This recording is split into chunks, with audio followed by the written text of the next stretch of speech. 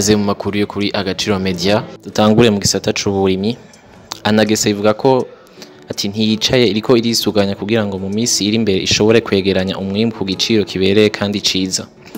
Vyashikirijwe na Venamani Irambona buramatari w'intara ya Gitega mu birori vyo guhimbaza umunsi mukuru wahariwe umukenyezi ku rwego rw'intara wabaye kuwa 15 Ntwarante 2025 ku kibuga Ingoma co ku mugwa mukuru wa politiki Gitega. Mu ijambo ryiwe Venamani Irambona yagize ati abimbuye ibigori turabona ko harimo abayiko baravyitwaramo nabi.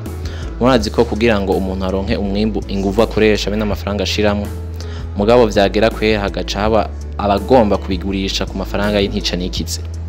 Ahamagariye abene gihugu gutagurisha umwimbu ku mafaranga y'intica nikize.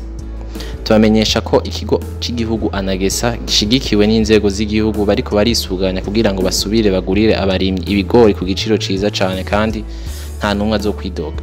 Abajejwe intwaro basabwa gufasha mu ico gikorwa cyo kugwanya uwo wese agomba gusubiza inyuma abarimyi mu kugomba kwegeranya umwimbu ku mafaranga y'intica nikize atuma umurimyi acika inkokora maze agasubira inyuma. Ubu naho tuje mu gisata c'ubuhinga bwa none, umugambi Burundi Digital uciye amafaranga y'abanyaburaya y'ibihumbi 400 arenga ugiye kwigisha abarundi urudandazo ku buhinga bwa none. Ishirahamwe ry'ugwaruka rwitunganiriza imigambi mu Burundi CTGBU rifashwe mu mugongo n'ubushikiranganje mu byo bujejwe harimo ugwaruka ryatanguje ku mugaragaro kuri uyu wa 13 Ntwarante 2025 umugambi biswe Burundi ufashwe mu mugongo n'ishirahamwe ry'ubumwe bwa Buraya ku mafaranga y'abanyaburaya arenga 400. Uyu mugambi ufise ihangiro ryo kwigisha abarundi mu kiringo c'imyaka 3 ingene bovyaza umusaruro ubuhinga bwa none mu ntumbero yo guhangana n'ibibazo by'ubushomeri. Uwo mugambi ugiye gushirwa mu ngiro n'ihuriro ry'amashirahamwe yo mu Burundi hamwe na y'Iburayi adoshimika cyane ku kwigisha no guteza imbere ubutunzi biciye mu buhinga bwa none no kumbuga hwaniro. Arenkurikiye ajejwe igisata c'ubudandaji bwo ku buhinga bwa none muri uwo mugambi yavuze ko Burundi izofasha abarundi kwiga gutunganya imbuga za internet, kugurura konti ku mbuga hwaniro no kuyikurikirana hamwe no kwishingira imigambi no kudandariza kuri ubwo buhinga. Bafise ihangiro ryo gutanguzira n'imiburiburi imigambi 10 ishingiye ku buhinga bwa none buri mwaka. Jean Aimable Havyarimana umuhinga mu buhinga bwa none akaba anaserukira muri uwo mugambi ishirahamwe High Tech Solution ryo mu Bubirigi yashikirije ibibazo bikomeye bihanze abarundi mu ikoreshwa ry'ubuhinga bwa none, aho harimo ikibazo c'ikena ry'inyubako, connection ya internet itakwiye hamwe n'ubushobozi buke bwo kugurura ibikoresho bifise ubushobozi bukwiye nka telefone ngendanwa, imashini nyabwonko na connection ya internet.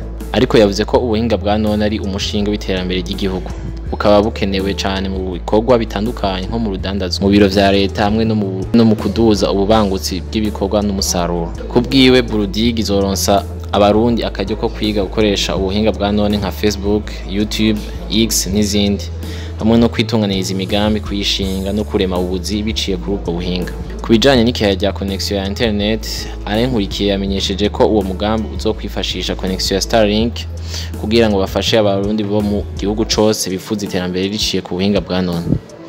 Mwomenya ko abanyamigambi bariko bariyandikisha bongera berekana imigambi bashaka kuronkeramwo mu bumenyi buciye ku buhinga bwa none, kandi iyo migambi izocagwa hisunzwe akarusho izobizanye mu gifasha Uburundi gushika ku mbona kazoza y'Uburundi bwifashe mu 2040 kandi buteye imbere mu 2060.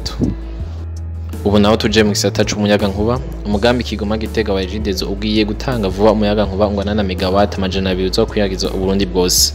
Regidezo bishikiza ko igeze ku ntambwe ishimishije yo kongeza umuyaga nkuba mu Burundi ibicishije mu mugambi wayo w'umuyaga nkuba Kigoma Gitega. Regidezo igiti uwo mugambi ushigikiwe n'Ibanki ya Afrika y'iterambere hamwe n'umuryango w'ubumwe bw'Uburaya uzozana impinduka ishimishije mu kwiragiza umuyaga nkuba mu gihugu cose ndetse no mu kwinjiza Uburundi mu muryango wo guhanahana umuyaga nkuba mu karere. Ibandanye iti muri uwo mugambi Uburundi bwiteguriye kwakira umuyaga nkuba ungana na megawatt 200 uvuye ku rugomero rwa Renaissance mu gihugu ca Ethiopia. Umuyaga nkuba uzokwiyongera ku busanzwe ukoreshwa maze bikazotuma ukwira igihugu cose. Muri uwo mugambi kandi Regidezo iriko yongereza ubushobozi bw'igituro ca ZEG kizokwakira uwo muyaga nkuba kiri ku mutumba wa ZEG mu gisagara ca Gitega. Ariko kandi igituro kiri mu ntara ya Ngozi kiri hafi neza kurangira ico kizofasha mu kukwiragiza. Kubwa Regidezo hambavu yo kwiragiza umuyaga nkuba mu Burundi bwose, uwo mugambi ugiye kuzanira amahinguriro uturyo two gukora neza imigambi yawo wongera ufashe mu guhingura ubutari mu Burundi buriko buracukura. Ibyo bizotuma ubuzi bwiyongera haboneka n'iterambere rirama ku butunzi bw'igihugu n'abe n'igihugu. maze bifashe Uburundi gushika kuri yambona kazoza y'igihugu cifashe mu 2040 kandi giteye imbere muri 2060. N'ikindi kandi Regideso iriko irubaka amazu mashasha imutaho mu ntara ya Gitega no mu Gakeceri mu ntara ya Ngozi. Ayo akazobamwo imiryango yakuwe mu mazu yayo yari mu nzira uwo muhora waciyemo. Regideso yasoze ivuga ko itaramenya igihe urwo rugomero ruzotangura gukorera, ariko kigihe ruzotangura cose Uburundi buzoba bushikiye umuyaga nkuba wizewe ushikira bene gihugu bose, uzobashikana ku iterambere ry'ubutunzi n'igikibano. Ubu naho reka tuje mu gisata c'ubutunzi. Hakwiye gufatwa ingamba mu kuzamura ubutunzi bw'igihugu mu koroheza abagwizatunga bashora ibintu hanze y'igihugu. Byashikijwe na Patseme kuri uno wa 17 Ntwarante, inyuma yaho ibanki nkuru y'igihugu BRB yaheruka gutangaza ku wa 13 Ntwarante 2025 itunganywa ry'ivy'amafaranga iriko irisungwa muri aya mezi atatu ya mbere ya 2025, ico bitwa mu gifaransa politique monétaire. Faustin Ndikumana riserukira yagize ati kubijanye n'amahera y'agaciro biraboneka ko hari igikwiye gukorwa kuko ivyo dushorera hanze ntivyiyongera ku buryo buboneka. N'ibidandazwa njabuka amazi nk'ikawa icayi ntivyihuta kuzana amafaranga y'agaciro ku rugero rugaragara. N'inzahabu vyitwa ngo zirayazana, urabona ko rimwe ziyazana undi mwanya ntiziyazana. Ugiye kubiraba mu kigega caye tugasanga ntaho ubibona. Ivyo rero ni ibintu byo gukorerako kuko ibintu byo gushorera hanze bitiyongereye ni kibazo. Yabandanije amenyesha ko ivyo twokwita don capital mu gifaransa arizo zijya mfashanyo zitangwa n'aya mabanki y'isi yose n'ibihugu zagabanutse cyane kuko zavuye ku miliyari 189 zija ku miliyari 8. Ivyo rero bica bitera ca kibazo c'amafaranga y'agaciro kuko ibigurirwa hanze biguma ari vyinshi, uravye ku gice ca mbere c'umwaka vyonyene birarenze miliyari 700, ivyashowe bikiri ku miliyari 200. Ivyo rero bigatera igihenge gikomeye cyane. Ikigira kabiri ni amadeni leta ifata nayo nyene urabona ko yiyongereye kuva ku miliyari 600 aja ku miliyari 700. Cane ideni ryo hagati mu gihugu, mbere uravye muri rusangi ideni riko rirarenze ibice 50% y'umwimbu wose mu gihugu, ivyo bita mu gifaransa PIB. Ico gipimo rero c'ibice 50% kiriko kirarenga ivyemeye uravye ibihugu vyo muri aka karere, ico bumvikanye ko bita facteur de convergence mu gifaransa. Kandi rero ikibabaje nuko uravye ayo madeni leta y'u Burundi ifata ukaraba ico bita dépense en capital, ni ukuvuga amahera yagiye mu vyo kugwiza umwimbu aragabanuka cane kuva ku miliyari 397 aja ku miliyari 217. Ni ukuvuga yuko nubwo twongereza amadeni mu gihugu amafaranga aja mu vyo kugwiza umwimbu agenda agabanuka. Ni ukuvuga twongereza ideni mugabo hariho ibintu vya consommation vyinshi bimaze kubaho vya leta. Ni ukuraba rero muri budget ingene bo bikorerako. Kwijanye n'induga y'ibiciro navyo urabona ibice 38% ni ibiciro biguma birenze kuko hajya ibiciro vyategerezwa kuja munsi ya 10%.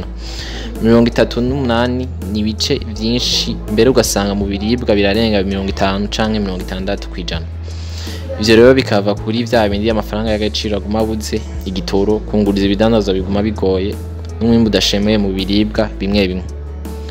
Iyo wabonetse naho ugasanga mu kuwutunganya biragorana, ugasanga uriko urapfa ubusa canke uriko urata agaciro. Ivyo bigatuma abanyagihugu badaheza ngo basahirizwe bikwiye. Twibaza rero ko hakwiye gufatwa ingamba mu kuzamura ubutunzi bw'igihugu mu korohereza abagwizatunga bashora ibintu hanze, kubandanya ivy'intwari ibereye no kuvugana n'abafasha Uburundi kugira izo mfashanyo zize ziragaruka kuzuza ico gihengera. Irangije ashikiriza amakenga yo gushobora gushika ku mona kazoze ya 2040 na 2060 bidakoreweko. Unaho reka tuje mu gisata c'inyigisho n'ubumenyi. Ibituma abana b'u Burundi bataronka ubumenyi bwiza nk'ibindi bihugu ni ubuzima bugoye bigamo. Bivugwa na François Habyarimana, umushikanganje w'indero n'ubushakashatsi. Ni mu kiganiro yatanze ku radio Nderagakura kuri uyu wa 13 Ntwarante 2025. Uwo mutegetsi abona ko igisata ajejwe gihanzwe n'ingorane zitandukanye bigatuma Uburundi buba mu bihugu vya mbere vya Afrika abanyeshuri bayoberwa cane. Mu majambo yiwe Habyarimana agira ati muri Afrika abana bo mu Burundi barayoberwa cane naho tutari abanyu, ariko ahanini biterwa n'ingene abana bacu biga, uko babayeho mu miryango, uko abigisha batanga ubumenyi condition de vie mu gifaransa. Ivyo rero birahungabanya ubumenyi gutyo bigatuma badubura cane. Yamara naho biri uko François Habyarimana ashima ko leta igira utwigoro twose dushoboka ngo indero igarukirwe. Aha atanga akarorero ko kuba gushika ubu abanyeshuri bashika 700 bagaburirwa ku mashuri gutyo bigatuma biga borohewe. Avuga kandi ko ugushira abana benshi bashoboka mu mashuri y'indaro ari nyishu imwe mu bizotuma abana biga neza batadubura mbere bagabanuka no mu byo guheba amashuri. Avuga ko ihangiro ari ryo kugwiza amashuri y'indaro mu gihugu cose abana baronke aho bitabwaho neza. Twibukanye ko mu gice ca mbere c'umwaka w'ishure wa 2024 ushira 2025 mu ntara zimwe z'igihugu nka Kayanza, Rutana, Kirundo na Makamba abana bagera kuri 10,015 barahevye amashuri. Mu ntara ya Kayanza gusa bagera ku 4,000 barahevye harimo abigeme 1,900. Imvo nyamukuru ibituma ngo ni ubukene mu miryango hamwe n'ubutwaye inda z'indaro ku bigeme.